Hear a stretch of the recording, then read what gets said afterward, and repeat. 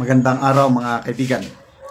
Bigyan natin ngayon ng opinion reaction itong Facebook reel posted by Sarsuela. Ito interview sa isang political analyst. Cheryl Cosim ba ito? Si Pinky Webb. Napakaganda yung pagpapaliwanag ng political analyst, yung pagtatanong naman ng host. Grabe, lumalabas dito yung it's a political master stroke. Itong nangyari sa impeachment proceedings ni VP Sara, sinasabi ng political analyst na pinagplanuhan talaga, pinag-usapan. So, ako naman, ito na yung hinala ko na nangyari at na-confirm. Kasi isang magaling na political analyst itong in-interview. Pakinggan natin Sobrang talino, bright, si Escudero at saka si Alan Peter Cayetano na isahan nila ang mga kongresista. Wise, you said a good strategy coming from the defense team. They were really forced at this particular timeline.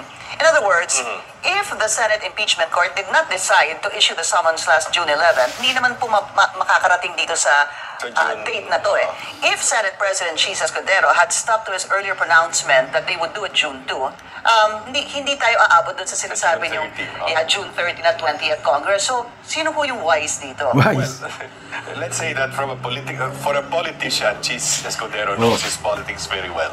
Maronong. And all the histrionics that happened in the Senate on June 11, pati yun hindi expected di ba? Yung they would immediately convene, they would don the robes on June 11 and all that because they were expecting it on the 13th pa, All of this looks like a pre-planned thing. Pre-planned. And I must say it's a political masterstroke.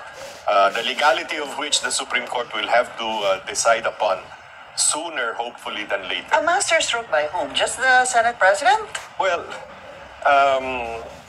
it could have been Alan Cayetano who proposed the remanding of the impeachment articles to the House, and Senate President Chis Escudero, and then a small group there talked about it, and it looked like a good idea. But to you, was it obvious that it was discussed?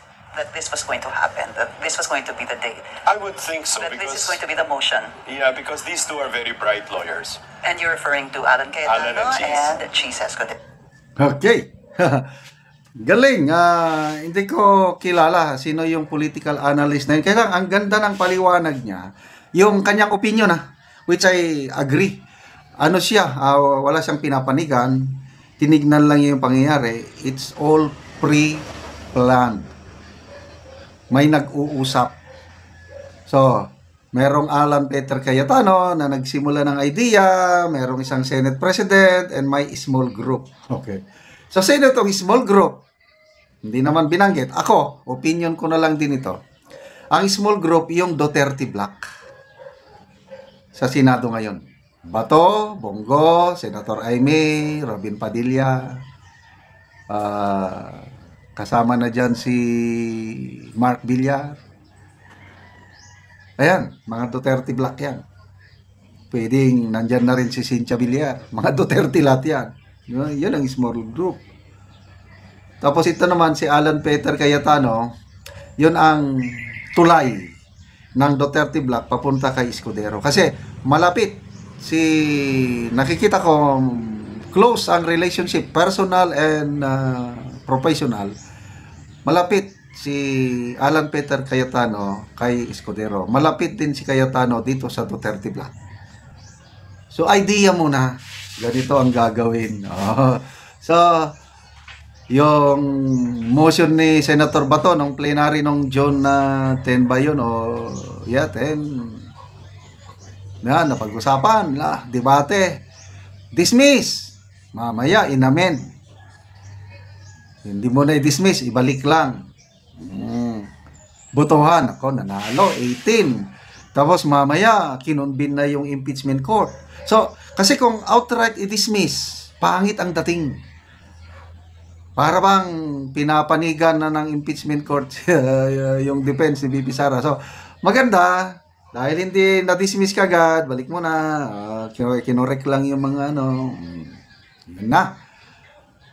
So, nag-issue kaagad ng summon Dahil nag-issue kagad ng summon, maganda yun. Kasi, ibig sabihin, gumugulong na yung proceedings. Kaya hindi masabi na outright dismissal. Kaya ang galing ng pagkaplano. O ngayon, nag-respond na ang, sumagot na si BP Sara sa summon. Nag-reply na rin ang Kamara. Tapos na. Kailang, walang maiset na pre-trial dates. Kasi matatapos na ang 19th Congress. So, ang impeachment, tatalakay na lang sa 20th Congress. Ngayon, nagpapahiwatig na itong si Senator Escudero na which I agree, very bright political masterstroke. Pag open ng 20th Congress, pwedeng may mag-move na senador na i-dismiss at magbobotohan na ang senador. Yun. So, wala na. Hindi na tayo makapanood ng bloodbath. Paliwanag naman ni Senator Alan Peter Cayetano na ang unang pag-uusapan yan bago ilatag ang mga ebidensya, issue muna ng jurisdiction. Pag nagkasundo na ang 20th Congress na mayroong jurisdiction ang 20th Congress, ituloy. Presentation of evidence. Kailang, kung walang jurisdiction, edi outright dismissal. Yun ang lumalabas na mangyayari. Opinion ko lang ito. Kaya hindi tayo makakapanood ng mahabang impeachment trial. Hindi katulad ng impeachment trial ni Pangulong Erap Estrada, kay late Chief Justice Corona. Nakakamiss na yun. Hindi pa ako mahilig sa politika noon. Kailang nanonood na ako kasi for the first time, Presidente in-impeach. For the first time, Chief Justice in-impeach. Kaya nanonood ako. Ngayon, mas ganahan sana akong manood kung magpatuloy ang bloodbath. Kaya lang nakikita ko, hindi magtatagal. Madismiss kaagad ang impeachment case. Okay, salamat mga kaibigan sa inyong pagsubaybay sa ating channel. Nakakatulong kayo ng malaki sa Tribong Talandig dahil ang sweldo natin sa channel nito is pantulong sa tribo.